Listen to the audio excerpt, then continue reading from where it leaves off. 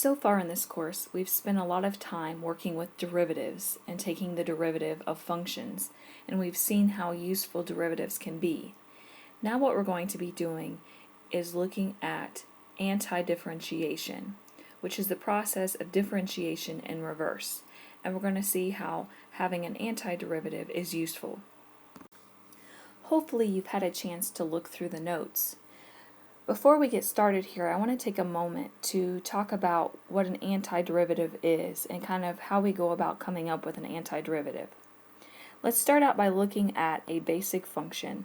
Let's start out looking at the function f of x equal to 5x.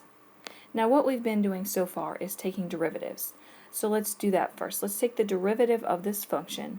So f prime of x, the derivative of 5x is 5. I'm going to call this derivative lowercase f of x for a moment. Now if we want to find the antiderivative of lowercase f of x equal to 5, we're going to be working backwards. So the antiderivative of lowercase f of x equal to 5 is capital F of x equal to 5x. So we're just going backwards to get the antiderivative. Now this is one antiderivative of lowercase f of x equal to 5, and the reason it is because the derivative of 5x is equal to 5. We should also note that another antiderivative, or the antiderivative in general, is going to be 5x plus any constant, and we'll call that constant c. And that is because the derivative of 5x plus any constant c, so any number, is equal to 5. Because remember, the derivative of a constant is just 0. So when we talk about the antiderivative in general, we're going to add this plus c, this plus constant. Now let's look at another example. Let's look at the function g of x, capital G of x equal to x cubed. Let's first take the derivative of this function.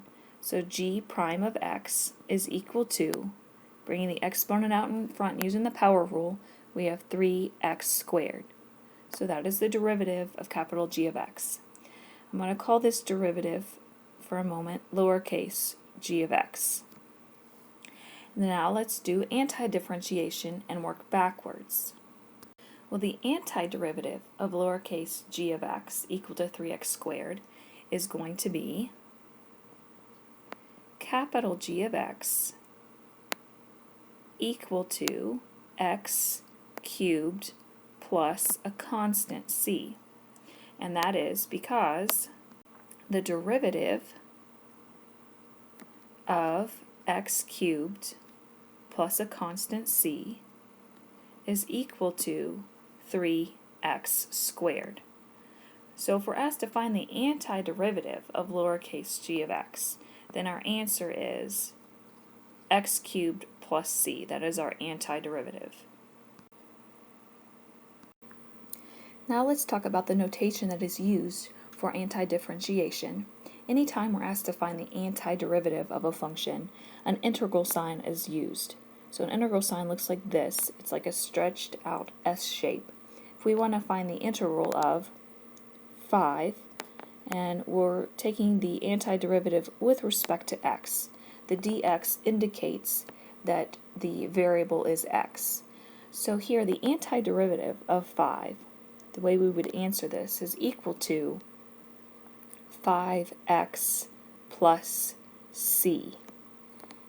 The reason that's the antiderivative, we said, was because when we take the derivative of 5x, we get 5. So here when we're finding the antiderivative, we're working backwards. And then the second example that we just did, we were taking the antiderivative of 3x squared with respect to x, since our variable is x. So the way this is read is the antiderivative of 3x squared with respect to x is equal to x cubed plus a constant c. Alright, so let's look at some examples where we're asked to find each integral. The first one, we have the integral of x squared with respect to x. And so before we do this example, I'm going to pull up some of the rules of antidifferentiation that we had in our notes. And the one that I want to focus on right now is the power rule.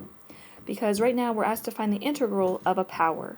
The integral of x to the n with respect to x. What we're doing here is we're using if we think about the power rule that we had for differentiation, we now have a rule that is kind of backwards, or in reverse of what we were doing before. Recall that when we're differentiating, we subtract 1 from the exponent. Well, now that we're anti-differentiating, we're adding 1 to the exponent. And at the same time, rather than bringing the exponent out in front and multiplying, we're bringing the exponent out in front and dividing. So here the antiderivative of x squared with respect to x, what we're going to do is we're going to add 1 to the exponent, and then out in front we're going to divide by the exponent plus 1. And then we need to remember our constant c. So here our antiderivative is 1/3 x cubed plus c. Alright, so there's our antiderivative, and we can always check this to make sure it makes sense to us. If we want to check this answer, what we can do is take the derivative of our answer and see if we get what we started with. If we take the derivative of this function, the derivative of 1/3 x cubed plus c, what we end up with here is bringing the 3 out in front, bringing the exponent out in front. 1/3 times 3 is just a 1. So we have 1x, and then subtracting 1 from the exponent, we get a 2. And then the derivative of a constant is 0. So we do end up with what we started out here with, the x squared. In our next example, we're taking the antiderivative of 6 with respect to x. So in our notes, looking at our rules of antidifferentiation, we have the constant rule that says the antiderivative of a constant k with respect to x is just going to be k times x plus our constant c. Alright, so using that, we can take the antiderivative of 6 with respect to x, and we're going to get 6x plus c as our antiderivative. Once again, we can always check our answer here. If we take the derivative of our answer 6x plus c, the derivative of 6x is 6, and the derivative of a constant is 0. So we do in fact get what we started with. In the next example, we want to find the antiderivative of x squared minus x plus 5. So here we have a sum and difference, and one of our rules for antidifferentiation says that we can break this up. So we can write this as the integral of x squared dx minus the integral of x dx plus the integral of 5 dx. So we can break this up term by term. So evaluating the first integral, we're using the power rule here. So we're going to be adding 1 to the exponent, and then out in front dividing by the exponent plus 1. So 2 plus 1 gives us a 3. So we're dividing by 3. Moving on to the next term, using the power rule, we're adding 1 to the exponent and then dividing by 1 plus the exponent, which would give us 2. So we're dividing by 2. And then moving on to the next term, here applying the constant rule, we're going to have 5x as our antiderivative, plus our constant c. So for this one, our antiderivative turns out to be 1/3 x cubed minus 1/2 x squared plus 5x plus a constant. And once again, you can always check this answer by taking the derivative of your answer and making sure you get what you started with here. If we do that in our mentally here, taking the derivative of this first term, using the power rule, bringing the 3 out in front, we end up with x squared minus, taking the derivative of the next term, bringing the exponent out in front, we're going to have a minus x plus 5 when we take the derivative. So we do get what we started with. In this next example, we're finding the antiderivative of 1 divided by x to the 6th with respect to x.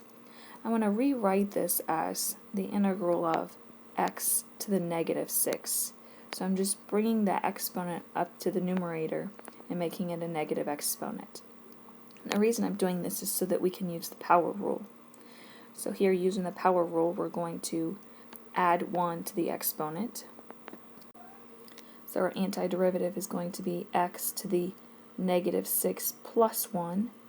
And then we're out in front, we're going to divide by the exponent plus 1. And then plus our constant c. So this is going to be 1 over negative 5 x to the negative 5th plus c. If we want to get rid of the negative exponent, we can rewrite this by bringing the x to the negative 5th to the denominator, and it's going to look like 1 over negative 5th x to the positive 5th plus c. Now I do want to point out, when using the power rule, we need to be careful and realize that the power rule applies for any exponent n as long as n is not equal to negative 1. Because when n is equal to a negative 1, then what we can do is we can actually write our function as 1 over x. Okay, having an exponent of negative 1 can be expressed as 1 over x. And when we're trying to find the antiderivative of 1 over x, the antiderivative of 1 over x is the natural log function. And in the case when our x is positive, then we don't have to worry about the absolute value there. Because keep in mind, when we were differentiating, the derivative of the natural log function is 1 over x. So now when we're working in reverse, finding the antiderivative of 1 over x is the natural log function. So in this case, the power rule does not apply when n is equal to a negative 1.